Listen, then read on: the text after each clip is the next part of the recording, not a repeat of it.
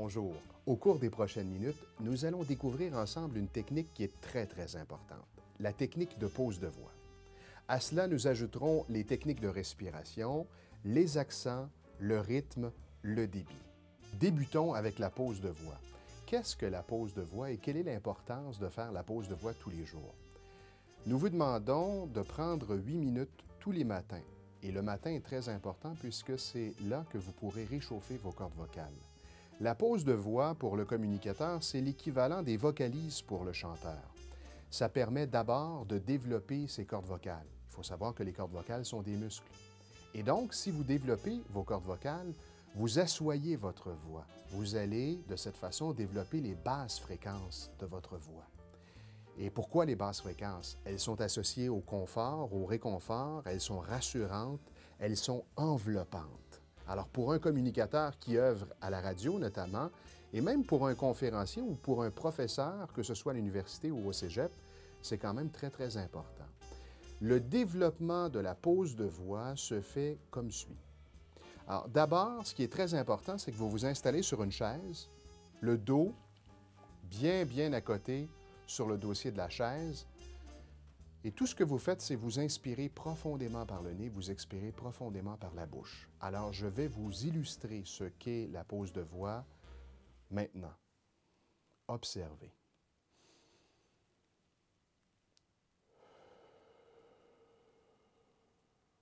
Je me détends, donc je n'hésite pas à inspirer profondément par le nez et puis à expirer profondément par la bouche pendant quelques fois. Alors, ça peut être pendant 30, 40 secondes, 1 minute, peu importe.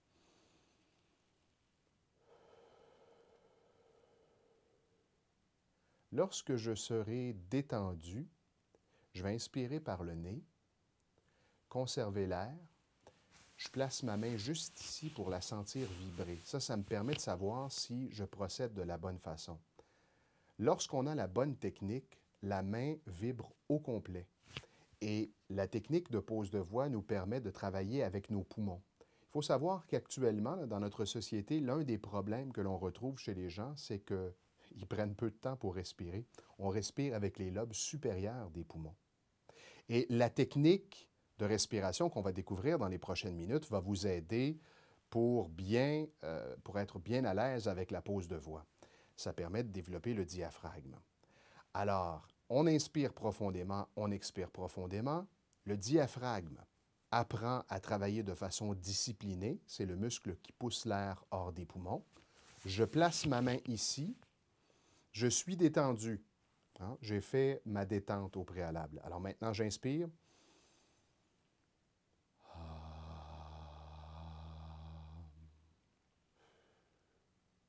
Je viens de procéder à la première pose de voix. Vous y allez 5 fois. Entre chaque pose de voix, vous prenez le temps de vous détendre à nouveau. Il doit y avoir autant d'air que de son. Avec la main, si vous sentez la vibration, c'est que vous faites l'exercice correctement.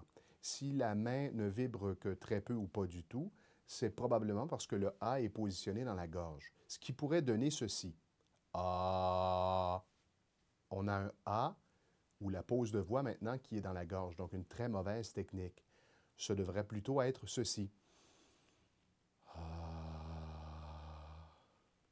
Vous y allez graduellement. La première fois, il est très court, on se détend, on le fait une deuxième fois un peu plus long, on se détend, une troisième fois encore un peu plus long, on va jusqu'à 5.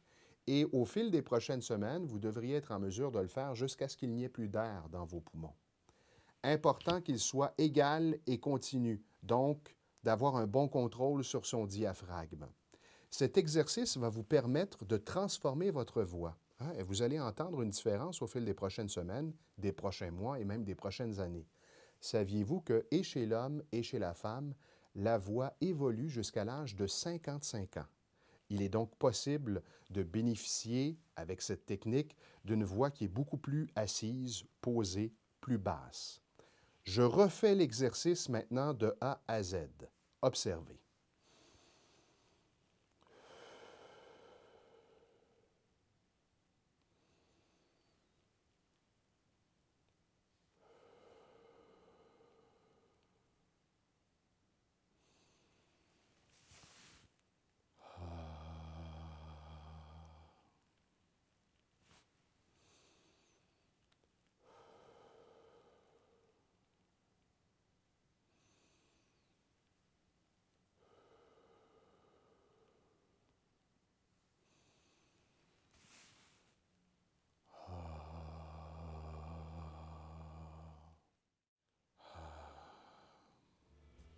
Alors, vous le faites 5 fois tous les matins et c'est la première chose que vous faites en vous levant. Si on parle de la gorge, ce qui est assez courant, observez les gens autour de vous s'exprimer, vous allez les entendre parler de la gorge. Je vais vous donner un exemple, vous allez bien l'entendre et bien comprendre ce que c'est que parler de la gorge. Je vous parle de la gorge actuellement. Vous entendez la différence entre ma voix de gorge et ma voix qui est posée, qui bénéficie de l'air, donc d'une technique. La différence entre les deux est fort simple. C'est que dans un premier temps, pour parler de la gorge, je n'ai pas besoin d'air. Je contracte mes cordes vocales afin qu'elles émettent un son.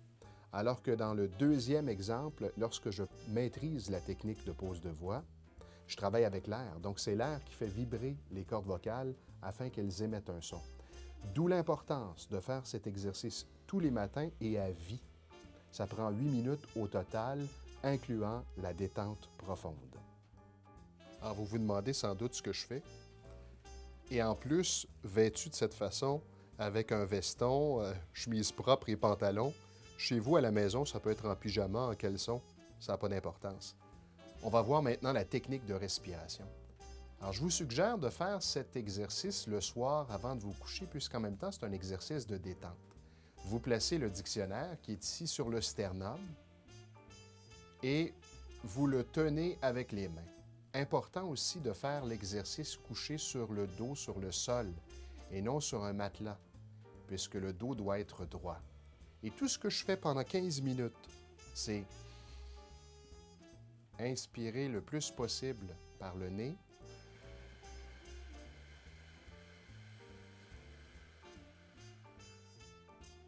Et expirer par la bouche. Idéalement, dans ma tête, je compte 1001, 1002, 1003, ça peut être jusqu'à 1005 ou 6, selon votre capacité respiratoire. Je maintiens mon air en comptant 1001, 1002, 1003 et ensuite j'expire avec le même nombre que pour l'inspiration et pendant 15 minutes. Alors, si je fais l'exercice,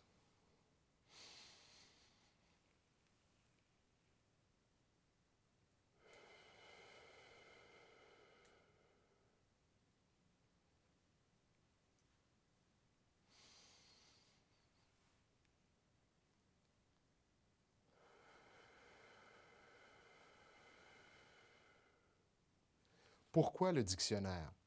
C'est un poids qui est suffisamment important pour créer un petit stress au diaphragme. Le diaphragme est le muscle qui est situé sous les poumons et qui pousse l'air hors des poumons. Alors avec le dictionnaire, ce n'est pas un poids trop important qui pourrait causer un traumatisme ou un stress à votre diaphragme, ce qui fait que demain ou dans 2 jours, vous auriez de la difficulté à respirer. C'est un poids qui est suffisamment important pour développer graduellement votre diaphragme.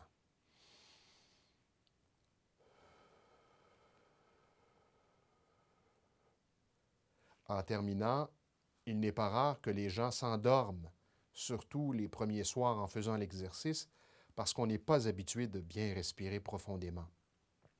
La respiration, c'est la vie. Plus on respire, plus on oxygène son organisme et son cerveau. Cet exercice doit être réalisé tous les soirs pendant 15 minutes.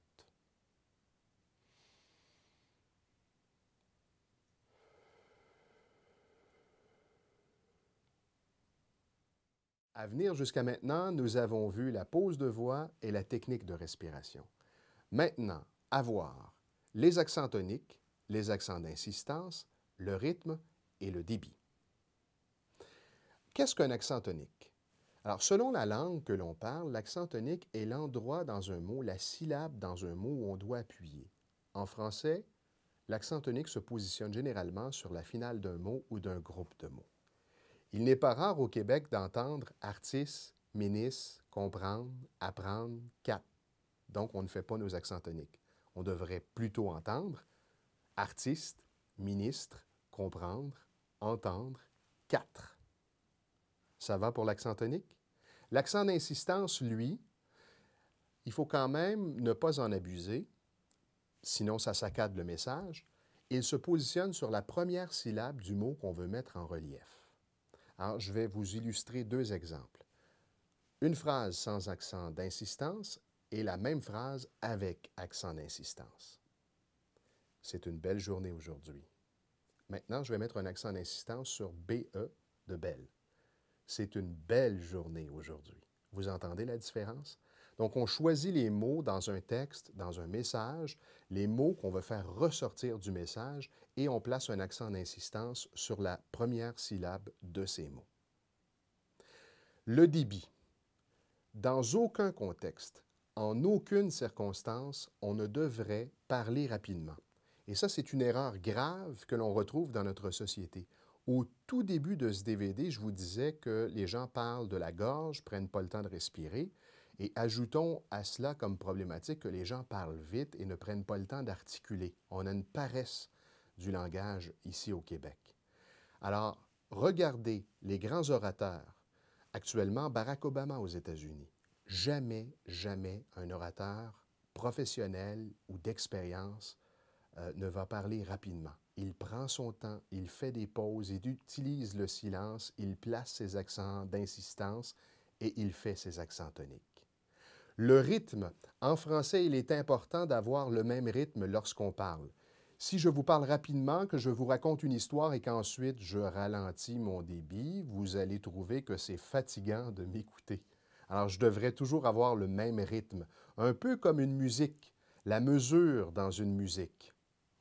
Je vous souhaite de vous amuser avec toutes ces techniques, d'explorer, d'expérimenter.